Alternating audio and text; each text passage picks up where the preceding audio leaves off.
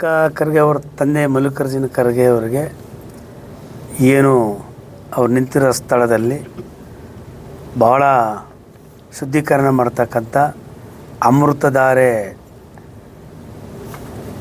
ಗಂಜಲ ಮತ್ತು ಸಗಣಿ ಬಳಸೋದ್ರ ಮೂಲಕ ಶುದ್ಧೀಕರಣ ಮಾಡಿದ್ದಾರೆ. ಅವರಿಗೆ ಈ ಮನೋವ್ಯಾಧಿಗಳಿಗೆ ಅಭಿನಂದನೆ ಸಲ್ಲಿಸ್ತೀನಿ. ಈ ಮೂಲಕ ಅವ್ರಿಗೊಂದು ಕರೆ ಕೊಡ್ತಾಯಿದ್ದೀನಿ.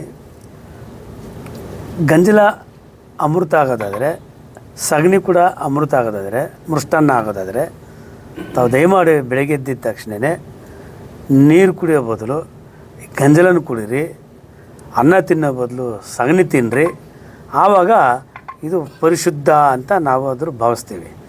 ಇಲ್ಲ ಅಂತೇಳಿದರೆ ಏನು ಈ ಮನುವಾದ ಈ RSSನ ಒಂದು ಕುತಂತ್ರ, ಸಂಘ ಪರಿವಾರದ ಕುತಂತ್ರದ ಅಡಿನಲ್ಲಿ ಅಸ್ಪೃಶ್ಯರಿಗೆ ಮಾತ್ರ ಈ ರೀತಿ ನಡೆದುಕೊಳ್ತಕ್ಕಂಥ ವಿಚಾರ ಇದೆಲ್ಲ, ಇದು ಖಂಡಿತವಾಗಿ ನಾವು ವಿರೋಧ ಮಾಡ್ತೀವಿ. ಇದು ಅಶುದ್ಧ. ಇದು ಸಂವಿಧಾನಬದ್ಧವಾದಂಥ ಏನು ಕಾನೂನಿದೆ, ಆ ಕಾನೂನು ವಿರುದ್ಧವಾದಂಥ ಮಾಡೋದ್ರ ಮೂಲಕ ಆರ್ಟಿಕಲ್ 17 ಉಲ್ಲಂಘನೆಯನ್ನು ನೀವು ಮಾಡ್ತಾಯಿದ್ದೀರಿ ಅಂತೇಳಿ ಈ ಸಂದರ್ಭದಲ್ಲಿ ಇವರಿಗೆ ಎಚ್ಚರಿಕೆಯನ್ನು ಕೊಡೋದ್ರ ಮೂಲಕ ಇವರು ಸಗಣಿ ಮತ್ತು ಗಂಜಲನ ಪ್ರತಿನಿತ್ಯ ಸೇವನೆ ಮಾಡಲಿ ಅಂತೇಳಿ ನಾನು ಅವರಲ್ಲಿ ಮನವಿ ಮಾಡ್ತೀನಿ. ಸೇರಿ ಒಟ್ಟಿಗೆ ಖಂಡಿಸ್ತಾ ಇದ್ದೀವಿ, ಖಂಡಿತವಾಗಿ ಖಂಡಿಸ್ತಾ ಇದ್ದೀವಿ. ಈ ಘಟನೆ ಆದಮೇಲೆ ಗೃಹ ಮಂತ್ರಿಗಳು ಮಾತಾಡಬೇಕಾಗಿತ್ತು, ಮಾತಾಡಿಲ್ಲ. ಪ್ರಧಾನಮಂತ್ರಿ ಮಾತಾಡಬೇಕಾಗಿತ್ತು, ಮಾತಾಡಿಲ್ಲ. ದಲಿತರ ಬಗ್ಗೆ ತುಂಬ ಕಾಳಜಿ ತೋರಿಸೋಂಥ ಮೋಹನ್ ಭಾಗವತ್ RSS ಮುಖ್ಯಸ್ಥ ಮಾತಾಡ್ತಾ ಇಲ್ಲ. ಮಾತಾಡಿಲ್ಲ ಅಂದರೆ ಅವ್ರ ಉದ್ದೇಶ ಏನಿದೆ ಅಂದರೆ ಇಂಥ ಘಟನೆಗಳು ನಡೀತಾ ಇರಲಿ ಅನ್ನೋ ಉದ್ದೇಶ ಇರಬೇಕು. ಅಲ್ಲ, ಅದನ್ನೇ ಯಾಕೆ ಕನೆಕ್ಟ್ ಮಾಡ್ತೀರಾ ನೀವು? ಮಾತಾಡಿಲ್ಲ ಅಂದರೆ ಇದಕ್ಕೆ ಪುಷ್ಟಿ ಕೊಡುತ್ತೆ ಅನ್ನೋದು ಯಾವ ರೀತಿ ನೀವು ಹೆಂಗೆ ಹೇಳ್ತೀರ ಅದ್ರ ಬಗ್ಗೆ? ಅಲ್ಲ, ಅವ್ರು ಕಂಡಮ್ ಮಾಡಬೇಕಾಗಿತ್ತಲ್ಲ, ಇಂಥ ಘಟನೆ ಆಗಬಾರ್ದಾಗಿತ್ತು ಅಂತ ಕಂಡಮ್ ಮಾಡಬೇಕು. JP ನಡ್ಡಾ ಮಾತ್ರ ಒಬ್ಬ ನಮಗೂ ನೋವಿದೆ ಅಂತ ಹೇಳಿದ್ದಾನೆ. ಗೃಹ ಮಂತ್ರಿಗಳು ಹೇಳ್ಬೇಕಾಗಿತ್ತಲ್ಲ. ಅದಕ್ಕೆ ನಾವೊಂದು ಹೊಸ ಡಿಮ್ಯಾಂಡ್ ಇಟ್ಟಿದ್ದೀವಿ.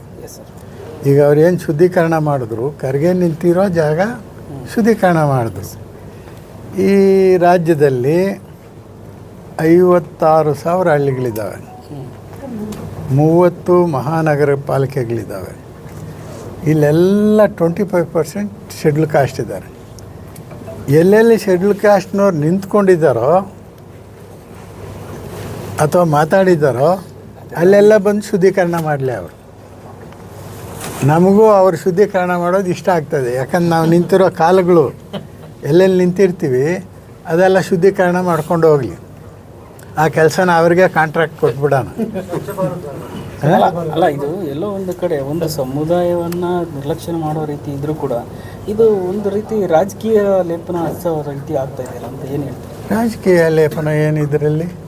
ಈಗ ಅವ್ರು ಖಂಡನೆ ಮಾಡಿದ್ರೆ ಅವ್ರ BJP ವರ್ಸಸ್ ಕಾಂಗ್ರೆಸ್ ಅನ್ನೋ ಥರ ಇದೆ. ಈಗ ನಾವ್ಯಾರು ಕಾಂಗ್ರೆಸ್ ಅಲ್ಲ, ಸಮುದಾಯದ ಪರ ನೀವು? ನಾವು ಸಮುದಾಯದ ಪರವಾಗಿ. ಈಗ ಖರ್ಗೆ ಅವರು ಇಂಡಿವಿಜುವಲ್ ವ್ಯಕ್ತಿ ಅಲ್ಲ, ಒಂದು ರಾಷ್ಟ್ರೀಯ ಪಕ್ಷದ ಅಧ್ಯಕ್ಷರು, ವಿರೋಧ ಪಕ್ಷದ ನಾಯಕ ರಾಜ್ಯಸಭೆಯಲ್ಲಿ, very much equal to prime minister ಆತ. ಆತನಿಗೆ ಹಂಗಾದರೆ ಶಾಡೋ ಪ್ರೈಮ್ ಮಿನಿಸ್ಟರ್, ವಿರೋಧ ಪಕ್ಷದ ನಾಯಕ ಅಂದರೆ ಈಗ ಆತನಿಗೆ ಹಂಗಾದರೆ ಈಗ ನಮ್ಮ ಕತೆಗಳೇನು? ಈಗ ಅದಕ್ಕೆ ಆ ಮನುವಾದಿಗಳಿಗೆ ನಾವು ರಿಕ್ವೆಸ್ಟ್ ಮಾಡ್ತೀವಿ, ನಾವು ಎಲ್ಲೆಲ್ಲಿದ್ದೀವಿ ಸಾಧ್ಯವಾದರೆ ನಾವು ನಿಂತಿರೋ ಜಾಗ ಬೇಡ, ನಮ್ಮ ಮನೆಗಳೇ ಬಂದು ಶುದ್ಧೀಕರಣ ಮಾಡಲಿ, ಗುಡಿಸ್ಬಿಡ್ಲಿ. ಕ್ಲೀನಾಗಿ ಗುಡಿಸ್ಬಿಟ್ಟು ಶುದ್ಧೀಕರಣ ಮಾಡಿದ್ರೆ ಅವರಿಂದ ನಮಗೂ ಒಳ್ಳೆಯದಾಗತ್ತೆ. ಸರ್, ಈಗ ಜಾಗತಿಕವಾಗಿ ಇಷ್ಟೆಲ್ಲ ಮುಂದುವರೆದ ದೇಶ ಅಂತಾರೆ, ಇನ್ನೂ ಕೂಡ ಈ ರೀತಿಯ ಒಂದು ಘಟನೆಗಳು ಎಷ್ಟು ಮಾರಕ ಅಂತೀರ ದೇಶಕ್ಕೆ?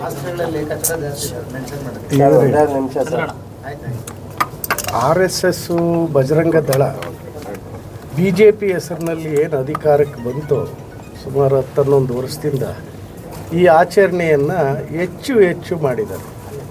ಇದು ಕಾರಣ ಇಷ್ಟೇ, RSS ಬಜರಂಗ ದಳ ಏನಿದೆಯೋ ಅದು ಕೋಮುವಾದಿಗಳ ಇದು ಅಸ್ಪೃಶ್ಯರನ್ನ ಕಂಡ್ರೆ ಅವ್ರಿಗೆ ಅಸಮಾಧಾನ.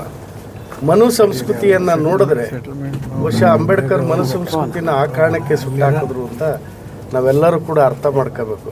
ಆ ಮನು ಸಂಸ್ಕೃತಿಯನ್ನು ಅವ್ರು ಅರ್ಥ ಮಾಡ್ಕೊಂಡ್ರಿಂದ ಈ ದೇಶದ ದಲಿತರನ್ನ ಅಸ್ಪೃಶ್ಯರನ್ನ ಕಂಡ್ರೆ ಅವರು ಈ ಥರದ ಬೆಳವಣಿಗೆಯನ್ನು ಇವತ್ತೇನು ಮಾಡ್ತಾ ಇಲ್ಲ, ಸುಮಾರು 150 ವರ್ಷದಿಂದಲೂ ಮಾಡ್ತಾವ್ರೆ. ಇದಕ್ಕೆ ನಾವು ಅಂದಿನಿಂದಲೂ ಖಂಡಿಸ್ತಾ ಇದ್ದೀವಿ. ಆದರೆ ಇವತ್ತು ನಾವು ಹೇಳೋದೇನು ಅಂದರೆ, ಈ ರಾಷ್ಟ್ರವನ್ನು ಆಳುವಂಥ ಪ್ರಧಾನಿ ಆಗಲಿ ಮತ್ತು ಗೃಹ ಸಚಿವ ಆಗಲಿ ಮಾತಾಡಬೇಕಾಗಿತ್ತು. ಮಾತಾಡದೇ ಇರೋದು ಬಹುಶಃ ಇಂಥ ಪುಂಡ್ರಿಗೆ, RSS ಪುಂಡ್ರಿಗೆ ಪುಷ್ಟಿ ಕೊಡೋವಂಥ ವ್ಯವಸ್ಥೆ ಆಯ್ತದೇನೋ, ಗೃಹ ಸಚಿವರು ಮತ್ತು ಪ್ರಧಾನಿಗಳು ಮಾತಾಡದೇ ಇರೋದು ಪುಷ್ಟಿ ಕೊಟ್ಟಂಗೆ ಆಯ್ತದೇನೋ ಅನ್ನೋ ಒಂದು ನಮ್ಮ ಅನಿಸಿಕೆ ಇದೆ.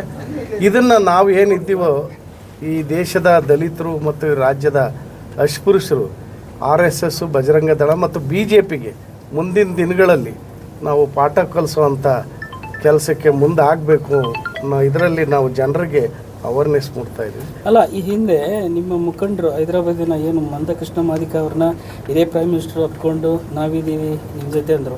ಇವತ್ತು ಈ ರೀತಿ ನಡೀತಿದೆ, ಇದೇನು ದ್ವಂದ್ವ ನೀತಿನ ಹೇಗೆ ಇದು? ಈಗ ಕೆಲವರು RSSನ ಸಂಪೂರ್ಣ ಒಪ್ಕೊಂಡ್ಬಿಟ್ಟಿದ್ದಾರೆ.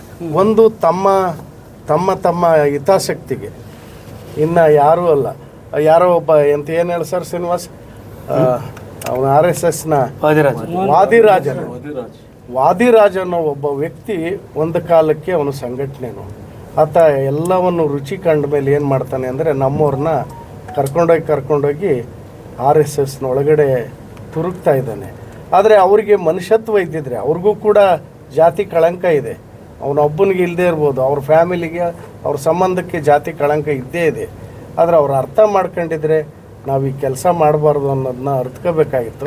ಮತ್ತು BJPಲಿ ಏನು ಇದಾರಲ್ಲ MP ಮತ್ತು ಈ ವಿರೋಧ ಪಕ್ಷದವರು, ಈ ಘಟನೆ ಆದಮೇಲೆ ತಕ್ಷಣ ನಾವು ರಾಜೀನಾಮೆ ಕೊಡ್ತೀವಿ, ಇದು ನಮ್ಮ ಸಮುದಾಯಕ್ಕೆ ಆದ ಅವಮಾನ, ಇದು ಯಾರೋ ಒಬ್ಬ ವ್ಯಕ್ತಿಗಲ್ಲ ಆಗಿರೋದು ಅನ್ನೋದನ್ನ ಮಾತಾಡಬೇಕಾಗಿತ್ತು. ಅವ್ರು ಯಾರೂ ಮಾತಾಡ್ತಾ ಇಲ್ಲ. ಅವರೆಲ್ಲರೂ ಕೂಡ ನಾವು RSSನವರು ಅನ್ನೋವನ್ನು ಬಿಂಬಿಸ್ತಾ ಇದ್ದಾರೆ. ಅದನ್ನು ನಾವು ಖಂಡಿಸ್ತಾ ಇದ್ದೀವಿ.